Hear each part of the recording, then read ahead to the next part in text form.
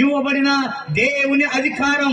ఏం అధికారం అంటే వెలుగునిచ్చే అధికారమే కాక మనుషులను కాల్చే అధికారము సూర్యునికి ఇవ్వబోతున్నాడు దేవుడు.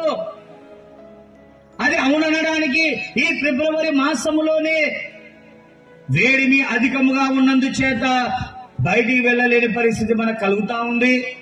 ఉదయకాలం 11-12 అయ్యేసరికి ఇంటికి వెళ్దామా, చెట్టు నీడ కనబడతాదా, నీళ్లు తాగుదామా, ఈ ఎండకు మనం తిరగలేమని చెప్పి బయట సంచరించేది మాని మరలా తిరిగి ఇంటి ముఖం పడతా ఉన్నాం. ఫిబ్రవరి మాసంలోనే ఈ ఎండ వచ్చిందంటే, ఇంత వేడిమి ఉందంటే, మానవుడు భరించలేకుండా ఉన్నాడంటే, ఇంకా మార్చి నెల ఉంది, ఏప్రిల్ నెల ఉంది, మే నెల 3 నెలలు ఉంది.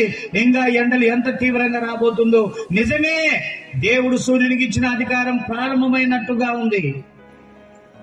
అందుకే కాబోలు ఇంత వేడిమి వస్తా ఉంది.